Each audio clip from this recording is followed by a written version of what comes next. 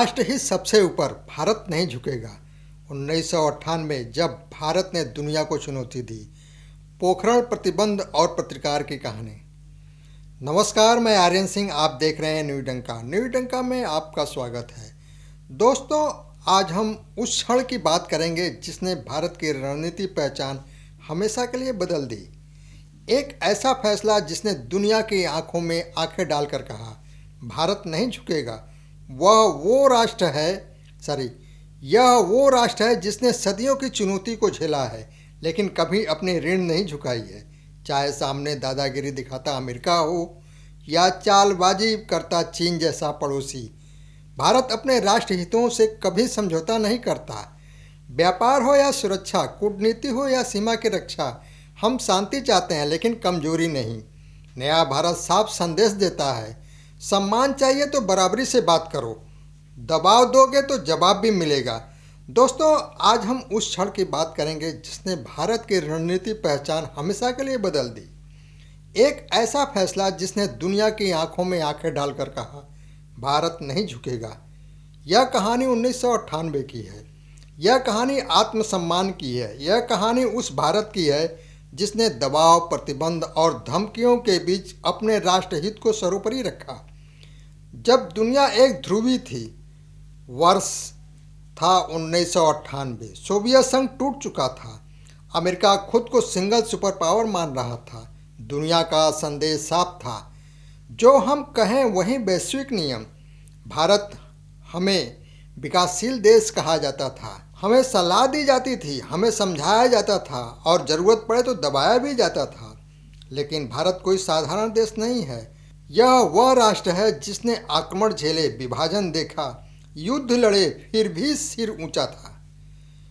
11 मई 1998 जब धरती हिली, राजनीति कांपी, राजस्थान के पोखरण की रेत के नीचे जो धमाका हुआ, वह सिर्फ परमाणु विस्फोट नहीं था, वह आत्मविश्वास का विस्फोट था। वह रणनीति स्वतंत्रता की घोषणा थी।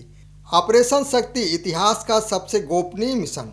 वैज्ञानिक रात में काम करते हैं, उपकरणों को जालों और तिरपाल से ढका जाता है।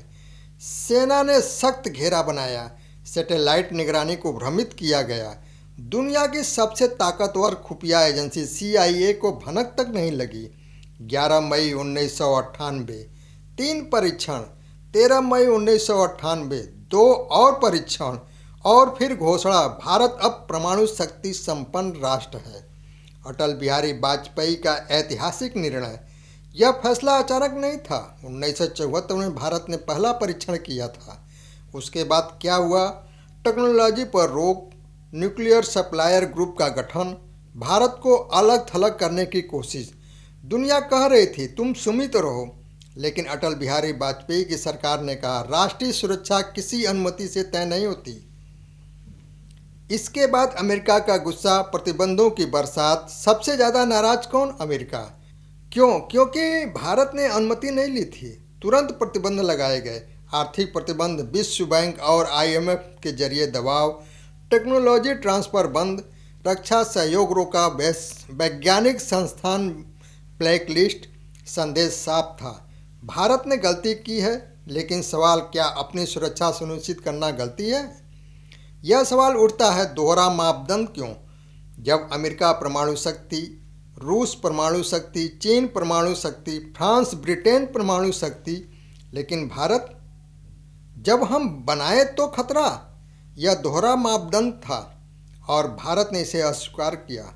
इसके बावजूद क्या भारत डर गया? नहीं। विदेशी निवेश पर असर पड़ा, रक्षा सौदे रुके, तकनीकी सहयोग थमा, लेकिन भारत टूटा नहीं, भारत झुका नहीं। यहीं से आत्मनिर्भरता की सोच मजबूत हुई।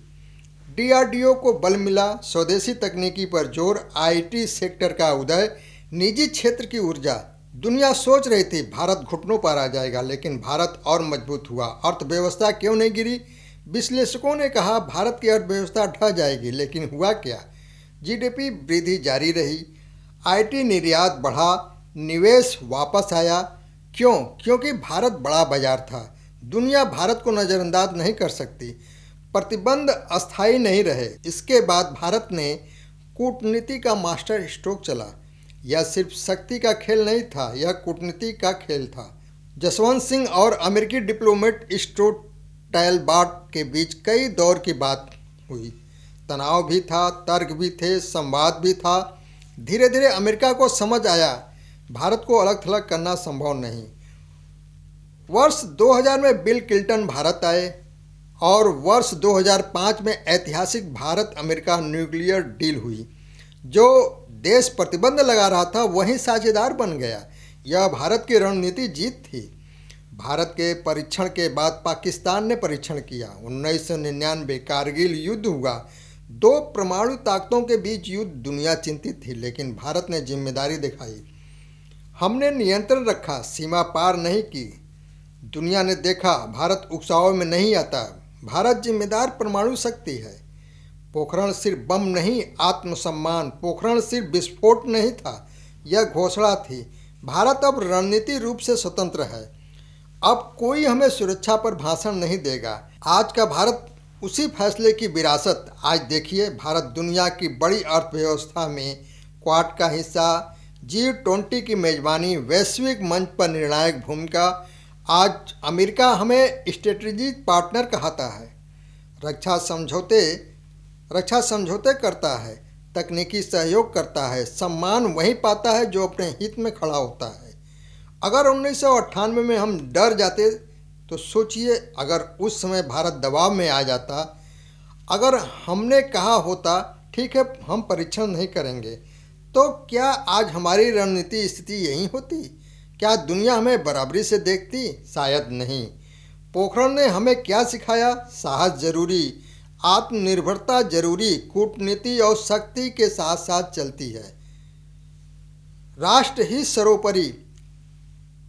1998 का परमाणु यह सिर्फ विस्फोट नहीं था, यह आत्मसम्मान का विस्फोट था, यह स्वतंत्र निर्णय का विस्फोट था, यह उस नए भारत का जन्म था जो दबाव में नहीं झुकता। अमेरिका ने प्रतिबंध लगाए, दुनिया ने आलोचना की, लेकिन अंत में वही दुनिया भारत के साथ खड़ी हुई, क्योंकि शक्ति का सम्मान होता है। और उस दिन भारत ने दुनिया को बता दिया, हम शांति चाहते हैं लेकिन कमजोरी नहीं, हम संवाद चाहते हैं लेकिन दबाव नहीं, हम बराबरी चाहते हैं लेकिन भीख नहीं। राष्ट्र ही सर्वोपरि। जय हिंद। दोस्तों, आपसे निवेदन है कि आप हमारे वीडियो को अधिक से अधिक लाइक, शेयर, कमेंट और सब्सक्राइब अवश्य करें। धन्यवाद।